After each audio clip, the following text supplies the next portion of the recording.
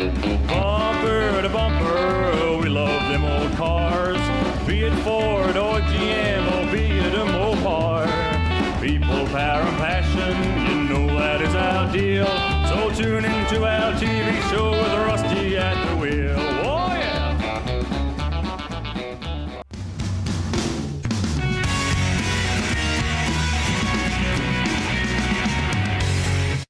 G'day viewers and welcome to Tech Talk. I'm Rusty.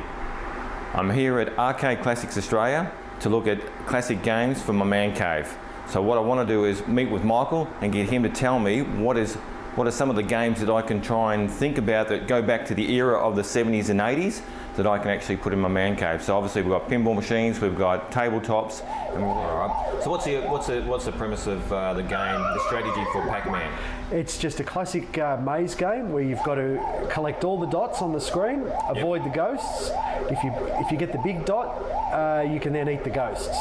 So it's about it's just a joystick. There's no buttons involved in this. It's just up, down, left, and right, and it's basically just a game of reflex. All right. Well, I'm gone then. I remember the classic tabletops at the Hurstbridge Footy Club. So had spent many hours down there. Yeah, these are as highly sought after today. The classic tables, we get a lot of restoration jobs on these. A lot of people now are digging these out of their sheds and they want to get them back to brand new again. What other games do you have in tabletop? We'll look at a couple of the classics.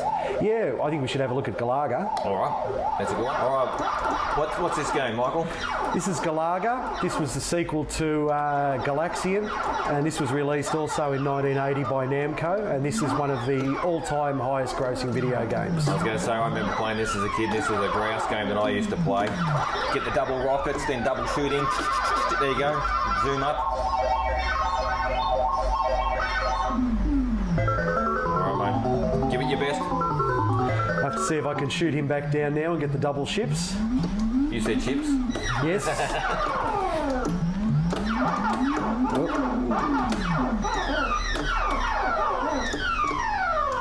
Just a flood of memories are coming back now. Here we go. And of course this was one of the first games to feature a challenging stage where you had to try and shoot all the allocated aliens in a short period of time, and you got an extra 10,000 points if you got a perfect score, which was very hard to do if you didn't have the two ships. All right, Michael, one of my favourites, pinball machines. Tell us a little bit about the range of pinballs you have, but also this one in particular. Okay, we carry a range of pinball machines pretty much from the mid-70s right up to the very brand new machines. My favourites are the classic 90s pinballs, mainly by Williams and Bally. Yeah. And those are the ones that we like to restore when we get a chance. All right, so what's the restoration process on a pinball? Is it, I think of cars, classic cars of course, we're talking about man caves and classic cars. To what detail do you restore a pinball machine? It's a bit like restoring a car. Once you do one part of it, everything else has to get done as well. So if you paint the body, you've got to chrome the bumpers, and then you've got to do your wheels. And it's similar with these. We have this machine itself has got all new steel rails, new legs. We've re-chromed the handle on it. The cabinet itself has been stripped back to bare wood, then primed and then clear urethane. It's had about 7 coats underneath. Jeez. And that's before we laid down the brand new artwork on it, because old pinball machines are very prone to fading. Yeah. The stickers on these in the 90s machines can fade, so if they had reds, oranges in the colour, you'll find that they're down to a basic pale white or cream these days, so they lose all their colour. So first thing we did with this one was strip the whole body back and laid new artwork on it. All right, so that's the outer shell, so let's say that's the body of the car. What about the internals? Because you've got a lot of moving parts, a lot of electricals in this machine, particularly in pinballs of course. So what happens there, because this looks brand new, mate? Yeah, what we did with this one, first we got all the plastics that were cracked, faded. We replaced all those with brand new reproduction plastics. We then stripped the playfield down, every piece off the machine till it was back to a bare playfield, polished, then waxed, and then we put a special plastic coating over the top.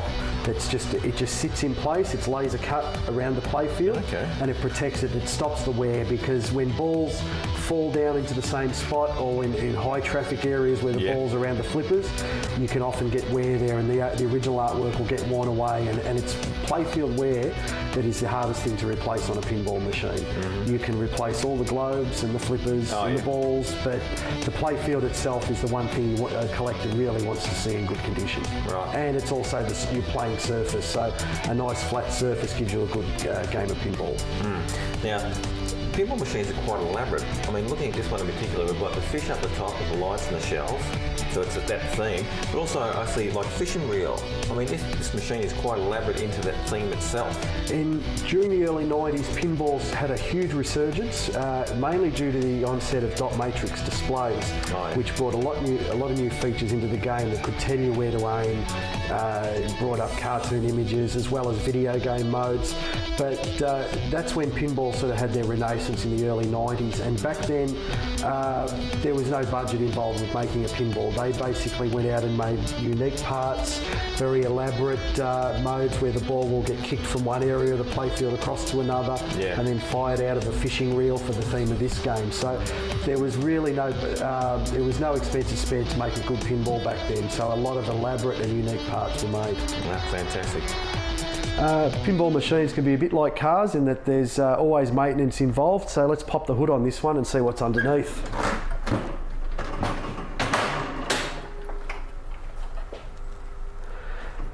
Underneath you'll see a series of wiring which connects to your flipper and coil assemblies. These will activate all your various machinery at the top of the playfield. You've got your flipper coils, your flipper mechanisms. Once these mechanisms become worn, they need total replacement, and new flippers are what will bring your game back to brand new again. Inside the machine you'll see a series of solenoids. You've got some circuit boards there that will control the lighting systems, but this is only a small part of your electronic circuitry, as this all runs into the back of the machine where you'll find all your motherboards. Inside of the head of the machine you'll find all the electronics. This is where there's 4 individual motherboards and all your fuses. So this is the nerve centre of your pinball machine, and like all electronics, these do after a period of time require some servicing as well. All right, Michael, thanks very much for showing me around your showroom. You've got an array of classic pinball machines, arcade games and tabletops. You've made my decision even harder to try and work out what it is that I actually want, because I want them all. I want them all in my garage, all in my man cave, but it's just a matter of saving up some money and doing that. But I want to say thank you very much. We've had a fantastic time playing the games, and it just brings back floods and floods of memories for me. So all the best, and thanks for being on Rusty's Garage. No worries, thanks for visiting. No, thank you.